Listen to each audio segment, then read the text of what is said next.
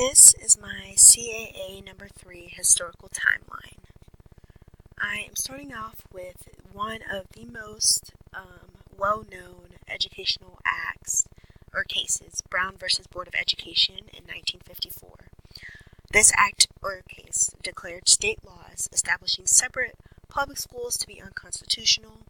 It's known as the Separate but Equal case or the Separate but Equal Act. And then this act outlawed segregated schools as inconsistent with equal education. And this is kind of very important, especially for ELL students, because this had to do with students that looked different from the majority. And there was a lot of students that looked different, so making sure that it was separate but equal education was very important. And this was the most well-known acts to help with that. Moving along is the National Defense Education Act of 1958. This passed in response to Sputnik. It was the satellite that demonstrated the Soviet Union's early lead on space exploration. It was the first effort at the national level to strengthen mathematics, science, and foreign language instruction to compete with the Soviet Union in those specific areas.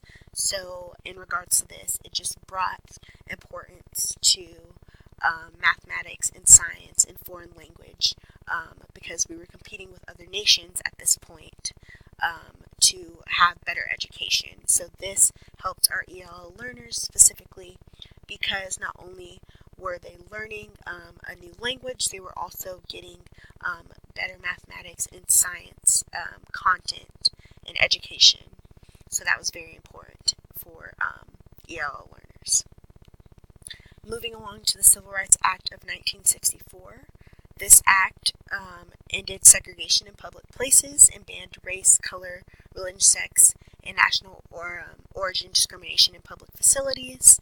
This is important because in public schools, it worked with ESL or LEP learners, and they can't be discriminated in the classroom based on their race, their color, and their national origin in a public school. So this was extremely important to know that they couldn't be discriminated based off of the education that they received in the classroom, and that that was a way for ESL LEP learners to be able to have the same education no matter what their race or color or national origin was. Moving on to the Elementary and Secondary Education Act of 1965. This act addressed the academic needs of poor children. So along with the National Defense Education Act of 1958, this act was instrumental in improving the schooling of English learners. This act is also an extensive statute that funds primary and secondary education and emphasizing the high standards and accountability for students. So this act went hand in hand with the National Defense Education Act of 1958 to emphasize high standards and accountability for students, including ESL or LEP students. Moving right along to the Bilingual Education Act of 1968. This act was is when the government signaled its first commitment to assisting students with limited English skills. So this act was extremely important for our LEP students, ESL learners, ESL, yes, and it's known as Title VII. Title VII is seen in educational classrooms constantly, educational cases, educational acts, because Title VII is extremely important. This was aimed at children who were both poor and educationally disadvantaged because of their inability to speak English. This act directly related to LEP students. So in regards to all the future cases or all the cases that have come up, Bilingual Education Act was an act or a title that led on and helped students, LEP students, to beat the case or the issue that was at hand. So this act was probably, to me, honestly, the most important act out of all the acts that I read about in this module, because it specifically directly helps LEP students hands-on. Moving along to the Lau, I assume, versus Nichols case in 1970. San Francisco schools were neglecting the needs of Chinese background students. So the Supreme Court decided to outlaw sink or swim instruction as a mockery of equal education. So this specifically has to do with Chinese background students, which I really appreciate. A lot of the times when which I know is an issue, think about ESL and LEP learners, I honestly think of Hispanic students or students that are native in speaking Spanish and learning English. So this reminds me that not only is it students of that background, it's also students with Chinese background or students with any other background that's not English.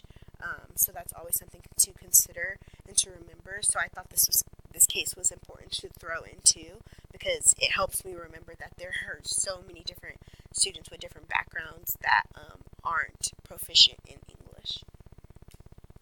Moving to Cerner versus Portales Municipal Schools in 1972.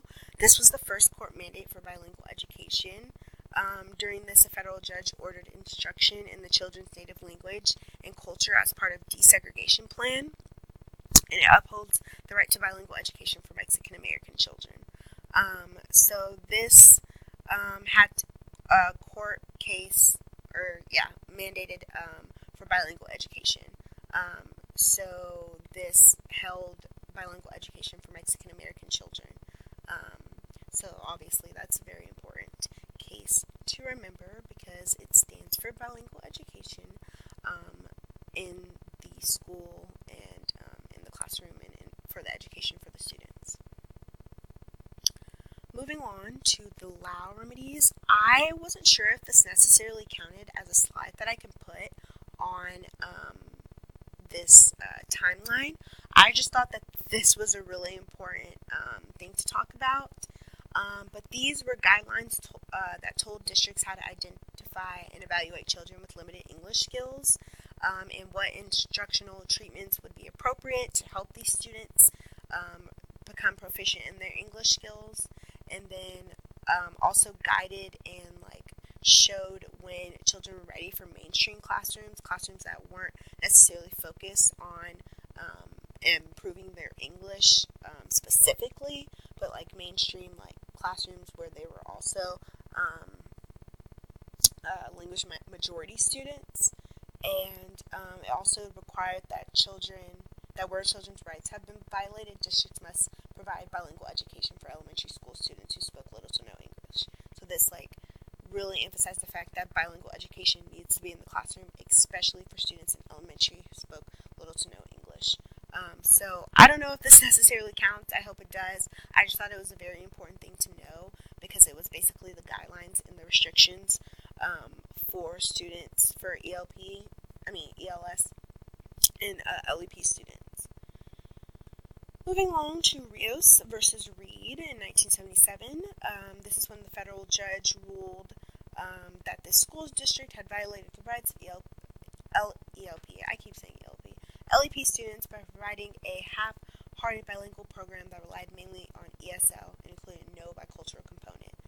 So this specifically focused on making sure the bilingual program that was in the district was really for the benefit of the student to grow and become more proficient in English. So each of these cases obviously have to do with LEP ESL students, and this case specifically was trying to enforce the bilingual program in the district because it wasn't necessarily up to the standards for the students to become proficient in English as well as they could be.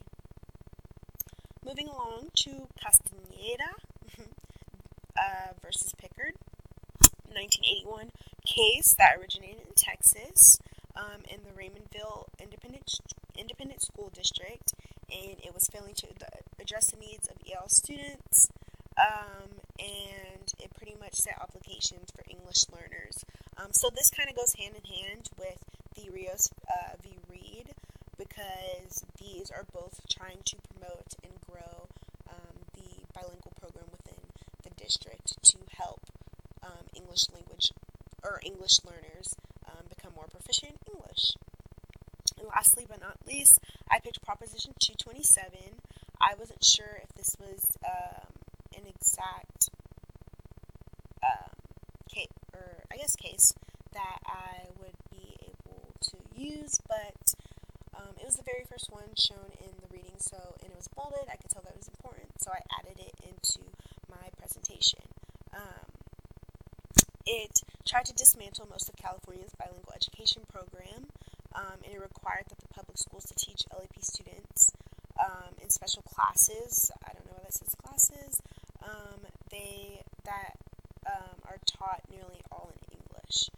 So this was originally held to help eliminate bilingual classes, which I thought was really interesting on how they wanted their students to be in a nearly all English class, and to eliminate bilingual class. And it also shortens the time that they would stay in the bilingual classes.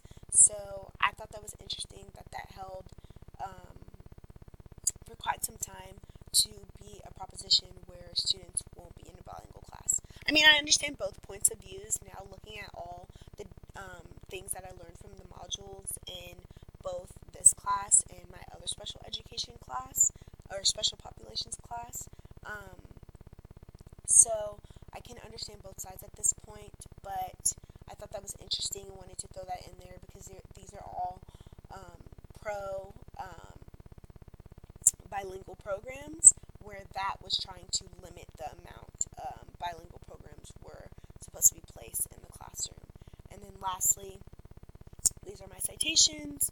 I got most of my information from Chapter 5, and then I got a little bit more information from online to help me understand a little bit more into detail some of the cases in Acts that was in my presentation.